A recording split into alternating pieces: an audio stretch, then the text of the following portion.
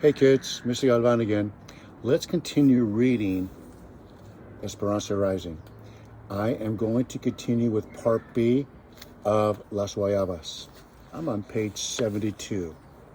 Let's continue reading this exciting story. Clicketa, clicketa, clicketa. The song of the locomotive was monotonous as they traveled north, and the hours seemed like Mama's never-ending ball of thread unwinding in front of them. Each morning the sun peeked over one spur of the Sierra Madre, sometimes shining through pine trees. In the evening it set on the left, sinking behind another peak and leaving pink clouds and purple mountains against the darkening sky. When people got on and off, Esperanza and the others changed their seats. When the car filled up, they sometimes stood. When the car was less crowded, they put their valises under their heads and tried to sleep on the benches. At every stop, Miguel and Alfonso hurried off the train with the package. From the window, Esperanza watched them go to a water trough, unwrap an oilcloth, and dampen the bundle inside. Then they would wrap it in the oilcloth again, board the train, and put it carefully back into Alfonso's bag. "What's in there?" Esperanza finally asked Alfonso as the train pulled away from yet another station. "You will see when we get there," he smiled, and a knowing look passed between him and Miguel. Esperanza was annoyed with Alfonso for taking the package on and off the train without telling her what was inside. She was tired of Hortensia's humming and weary of watching Mama crochet as if nothing unusual were happening to them. But most of all, she was bored with Miguel's constant talk about trains. He chatted with the conductors. He got off at every stop and watched the engineers. He studied the train schedule and wanted to report it all to Esperanza. He seemed as happy as Esperanza was irritable. "When I get to California, I'm going to work for the railroad," said Miguel, looking anxiously toward the horizon. They had spread pieces of brown paper in their laps and were eating pepinos, cucumbers, sprinkled with salt and ground chilies. "I'm thirsty. Are they selling juice in the other car?" asked Esperanza. I would have worked at the railroad in Mexico," continued Miguel, as if Esperanza had not tried to change the subject, "but it's not easy to get a job in Mexico. You need una blanca, a lever, to get a job at the railroads. I had no connections, but your father did. Since I was a small boy, he gave me his word that he would help me, and he would have kept his promise. He always kept his promises to me." At the mention of Papa, Esperanza felt that sinking feeling again. She looked at Miguel. He quickly turned his head away from her and looked hard out the window, but she saw that his eyes were damp. She had never thought about how much her Papa must have meant to Miguel. It dawned on her that even though Miguel was a servant, Papa may have thought of him as a son he never had. But Papa's influence was gone. What would happen to Miguel's dreams now? "And in the United States?" she asked quietly. "I hear that in the United States you do not need una blanca, that even the poorest man can become rich if he works hard enough." They had been on the train for 4 days and nights when a woman got on with the wire cage containing 6 red hens. The chickens squawked and cackled, and when they flapped their wings, tiny russet feathers floated around the car.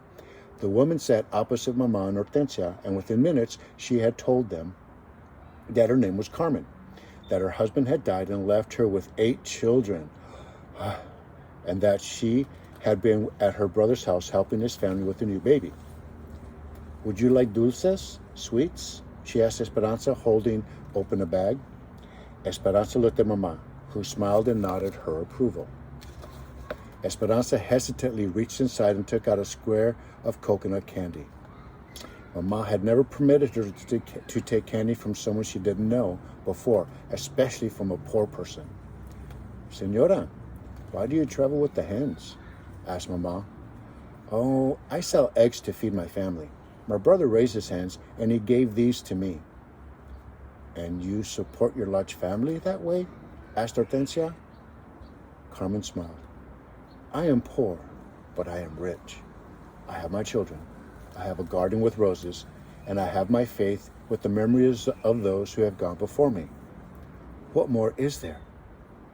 Hortensia and Mama smiled, nodding their heads, and after a few thoughtful moments, Mama was blotting away stray tears. The three women continued talking as the train passed fields of corn, orange orchards, and cows grazing on rolling hills. They talked as the train traveled through small towns where peasant children ran after the caboose, just for the sake of running. Soon Mama was confiding in Carmen, telling her all that had happened with Papa and Tio Luis. Carmen listened and made clucking noises like one of her hens, as if she understood Mama's and Esperanza's problems. Esperanza looked from Mama to Carmen to Hortensia. She was amazed at how easily Carmen had plopped herself down, had a plunge into intimate conversation.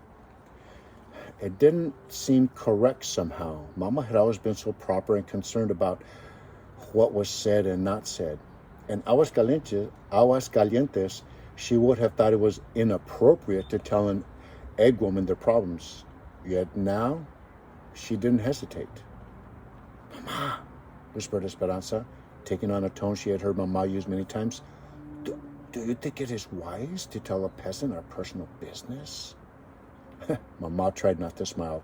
She whispered back, "It is all right, Esperanza, because now we are peasants too." Esperanza ignored Mama's comment. What was wrong with her? Had all of Mama's rules changed since they had boarded the train? When they pulled into Carmen's town, Mama gave her 3 of the beautiful lace carpetas she had made. "For your house," she said. Carmen gave Mama 2 chickens in an old shopping bag she had tied with string. "For your future," she said. Then Mama, Hortensia, and Carmen hugged as if they had been friends forever. "Buena suerte," good luck, they said to one another. Alfonso Miguel helped Carmen with her packages and the cage of chickens. When Miguel got back on the train, he sat next to Esperanza near the window. They watched Carmen greet her waiting children, several of the little ones scrambling into her arms. In front of the station, a crippled Indian woman crawled on her knees, her hand outstretched toward a group of ladies and gentlemen who were finally dressed in clothes like the ones that used to hang in Esperanza and Mama's closets. The people turned their backs on the begging woman, but Carmen walked over and gave her a coin and some tortillas from her bag. The woman blessed her, making a sign of the cross. Then Carmen took her children's hands and walked away. "She has 8 children and sells eggs to survive, yet when she can barely afford it, she gave your mother 2 hands and helped the crippled woman," said Miguel. "The rich can take care of the rich, and the poor can take care of those who have less than they have." "Why does Carmen need to take care of the beggar at all?" said Esperanza. "Look, only a few yards away is the farmer's market with carts of fresh food." Miguel looked at Esperanza, wrinkled his forehead, and shook his head. "There's a Mexican saying, full bellies and Spanish blood go hand in hand." Esperanza looked at him and raised her eyebrows. "Have you ever noticed," he said, sounding surprised, "those with Spanish blood who have the fairest complexions in the land are the wealthiest?"